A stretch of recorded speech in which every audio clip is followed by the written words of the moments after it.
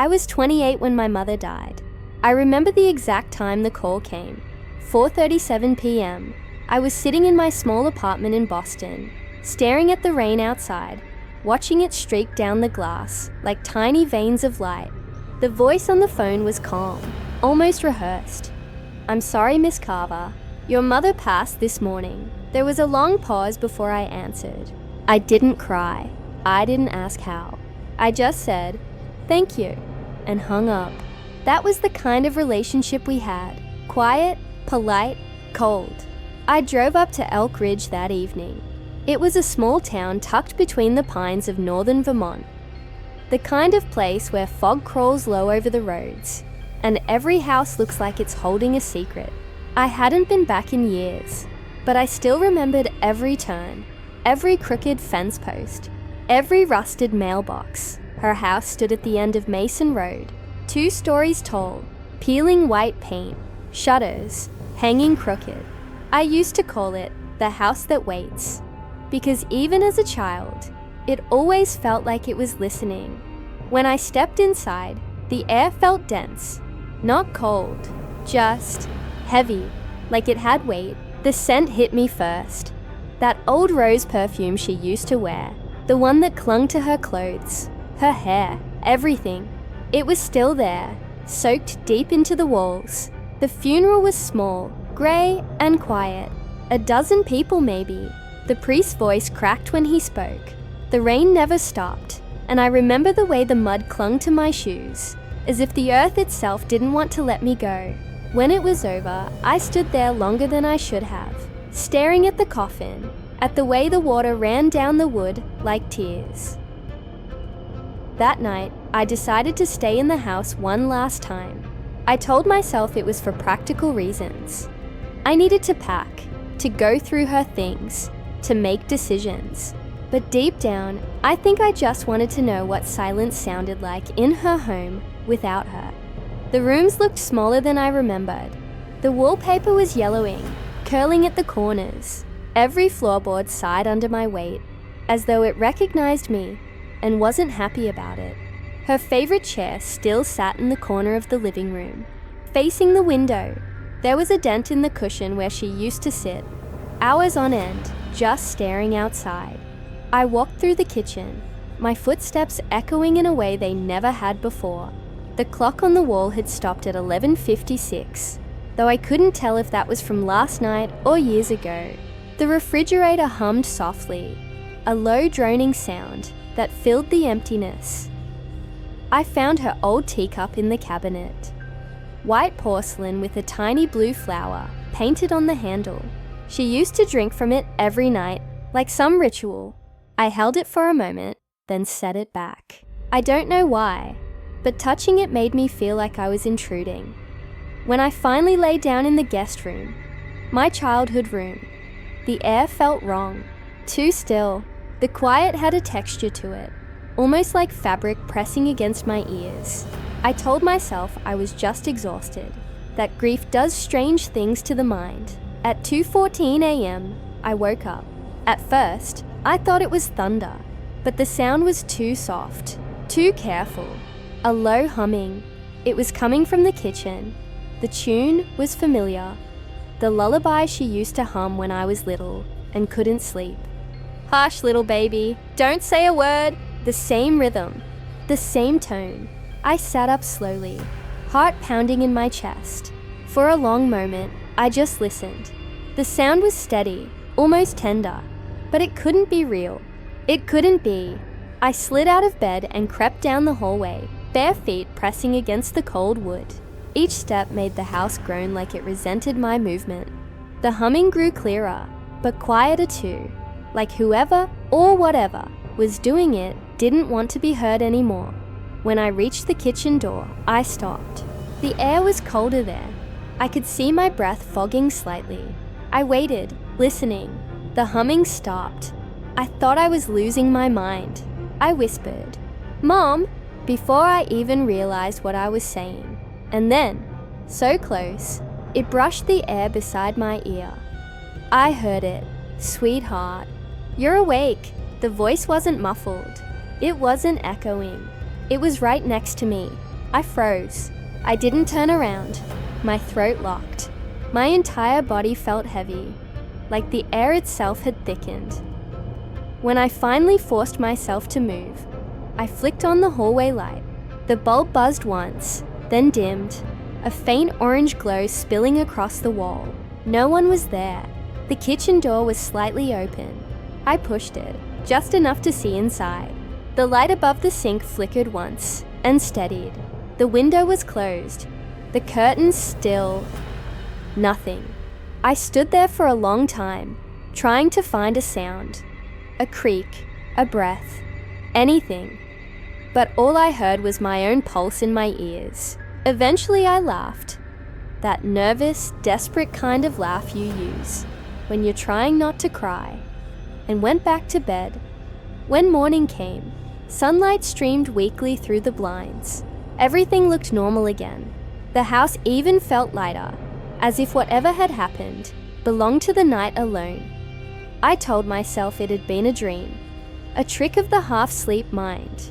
I tried to believe that, until I walked into the kitchen. There, sitting in the middle of the table, was my mother's porcelain teacup, the one with the blue flower on the handle. Steam rose from it, faint but unmistakable. The scent of chamomile filled the air, just like she used to make. The chair by the table was slightly pulled out, the way she always left it when she sat there reading. I stood there for a long time, staring at the cup, unable to breathe. I wanted to touch it, to dump it out, to prove it wasn't real, but I couldn't move, because deep down, I already knew. Someone had made that tea, someone who still remembered how she liked it, and for the first time since the funeral, I felt something like grief, but colder, heavier. It settled in my stomach like ice. I didn't sleep that night, and when the clock struck 2:14 again, I was still awake, listening. That night, I locked the kitchen door. I told myself it was a silly thing to do, but my hands were shaking when I turned the key. The lock clicked with a hollow sound that echoed through the empty house. I placed a chair under the handle too, because somehow that made me feel safer. I went back upstairs, tried to read, tried to think about anything except that teacup, but the smell of chamomile still lingered in the air. It was faint, sweet, and rotten all at once. At 1:47 a.m., I heard it again. That soft, familiar humming. My body froze before my mind could react. It wasn't coming from the kitchen this time. It was coming from the hallway. From right outside my door, I sat perfectly still. I didn't breathe. The humming moved slowly, like footsteps, from one end of the hall to the other. The sound was low, tuneless, but it was her rhythm, the exact way my mother used to hum when she cooked. There was something off about it though, like whoever was doing it was struggling to remember how. The sound stopped. Silence stretched out, sharp and heavy. Then 3 slow knocks on my bedroom door. I didn't move. The knocks came again, softer this time, and then a voice. Her voice. "Why did you bury me, Emily?" The words were whispered. Not angry, not sad, just curious. I couldn't speak. My mouth was dry, my heart pounding so hard it felt like it might break through my ribs. I whispered, "You're not real." But the words came out shaky and small. When I finally reached for the lamp, the light flickered once, then went out completely. The darkness felt thick, like smoke. I sat there all night, back against the wall, staring at the door until morning. When sunlight finally broke through the blinds, the house seemed calm again. I opened the door carefully, half expecting to see something, but there was nothing. Just the long, empty hallway. The carpet looked disturbed though, as if someone had walked through it barefoot. I packed my things that morning, ready to leave. I told myself I'd sell the place as soon as I could. But as I reached the front door, I heard the creak of the floorboards behind me. It was subtle, just one step, then another. I turned around. The hallway stretched out before me, empty, quiet. But the air was different, too still, too expectant. I left the house without looking back. At the end of Mason Road, my car refused to start. I sat there, key in the ignition, turning it again and again, but the engine just whined. After a few minutes, I gave up and walked to the gas station near the old post office. It was the only place open that early. The clerk, an older man with a grey beard, recognized me instantly. "You're Helen Carver's daughter, right?" he said, his voice gentle. I nodded. He frowned a little. "Did you move back in?" "Just for a few days," I said. He looked uneasy. "Be careful out there. That house. It's not right since she passed." I wanted to ask what he meant, but the way he looked at me, like he didn't really want to know the answer either, made me stop. I went back later that afternoon, mostly because I didn't know what else to do. The car started perfectly fine this time, which somehow made me feel worse. Inside, the house smelled stronger now. That perfume again, roses, and dust. The wallpaper in the hallway looked darker, as if it had absorbed the shadows. I tried to ignore it. I started cleaning, throwing out old papers, old clothes, trying to make the place less like her. That's when I found the old family photo on the mantle. It was of me and my mother when I was maybe 10 years old. I remembered that day. She had forced me to smile, even though I didn't want to. I was scowling in the picture. She was smiling too wide. But in this photo, her eyes looked different, not the way I remembered. I don't know if it was the light or my imagination, but her pupils seemed larger, darker, like the color had drained from the rest of her eyes. I dropped the frame. The glass cracked. That night, the humming didn't come, but the house made other sounds. Whispers through the vents, too low to make out words. A soft scraping in the walls. Once, I heard the sound of silverware shifting in the kitchen drawer. Though I was upstairs, I didn't sleep. I just watched the clock. At 2:14 a.m., the house exhaled. That's the only way I can describe it. Like it had lungs, and it was waiting for me to notice. I thought I was imagining it all, until the phone rang. Not my cell phone, the landline. The one that hadn't been connected in years. The sound was piercing in the quiet, so sudden it made me jump. I stared at it for a long time before picking up the receiver. "Hello?" There was static, faint and rhythmic, like waves on a radio. Then, through it, her voice. "Come home, sweetheart." I froze. "Mom? Come home." The voice cracked on the last word, like it wasn't used to speaking anymore. Then the line went dead. I set the phone down slowly, hands trembling. I could still hear the echo of her voice in my head, as if it had sunk into the air. That morning, I decided to leave for good. I called a realtor from town, said I wanted the house listed immediately. When she came by that afternoon, I didn't tell her about the voice. She walked through the rooms with a polite smile, writing notes, pretending not to notice the strange cold patches in the air, or the faint humming sound that seemed to follow us. After she left, I saw Mrs. Walker, the neighbor, standing by her fence. She was an old woman now, grey hair, hunched shoulders. She waved me over. "I was sorry to hear about your mother," she said softly. "Thank you," I replied, forcing a smile. Her eyes narrowed slightly. "You're staying in the house?" "Just for a few days." She looked down, twisting her hands together. "Your mother used to say things, near the end. Strange things." "What kind of things?" "She said she could hear someone talking in the house. Said it sounded like you." The air went still between us. I wanted to tell her she was wrong, that my mother had been confused. But the words caught in my throat, because deep down I remembered something from that night before my mother died. I'd called her. She hadn't answered. I'd left a voicemail, and later she'd called me back. But when I picked up, all I'd heard was a whisper. My own voice, saying my name. Now, standing there in the fading light, Mrs. Walker's words echoed in my head. She said it sounded like you. I didn't sleep that night either. The humming returned just before dawn. Only this time, I realized something I hadn't before. It wasn't coming from one place. It was coming from the walls themselves. Like the entire house was remembering the sound of her voice and trying to bring it back. I covered my ears, but the whisper was still there, inside my head.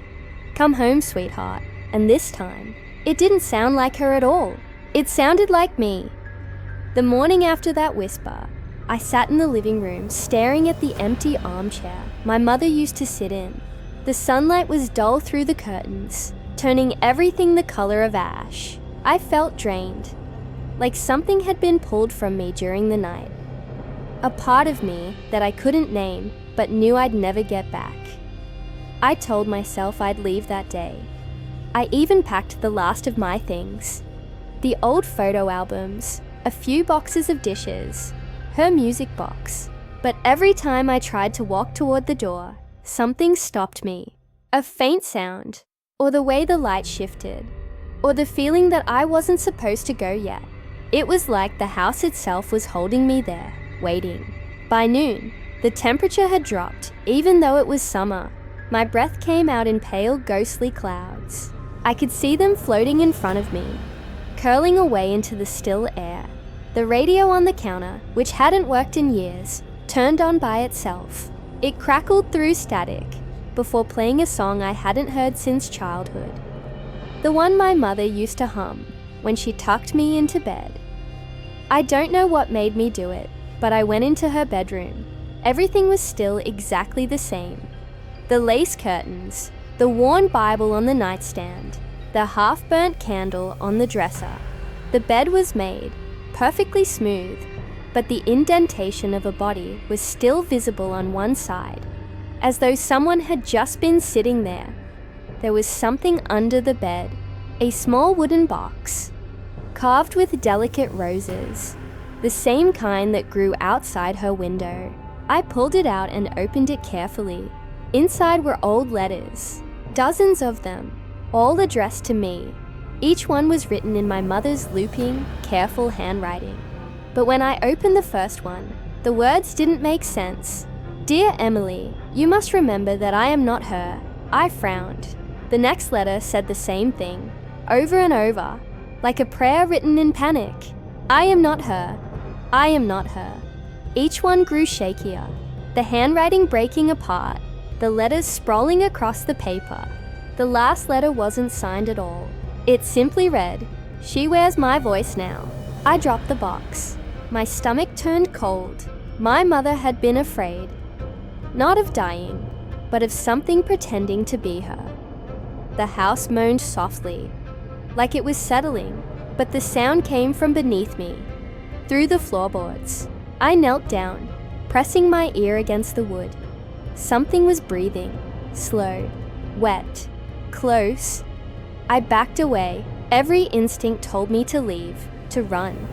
But my feet carried me toward the kitchen instead. I needed to know, needed to see. The smell hit me first. The sweet rot of old flowers.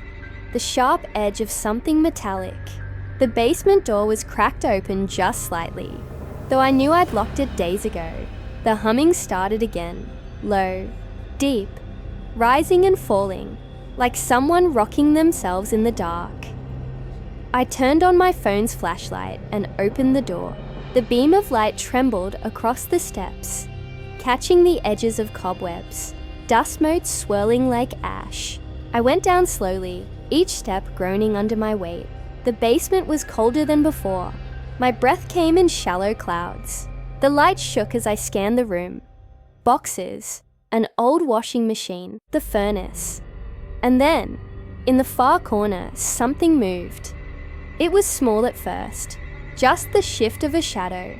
Then it stepped forward. It was wearing my mother's nightgown, her floral one. But the way it hung on the figure, it didn't fit right. Too loose around the shoulders, too long in the arms. Its head tilted, bird-like, sharp and jerky. I couldn't see its face at first, because its hair, my mother's hair, fell forward, covering it completely.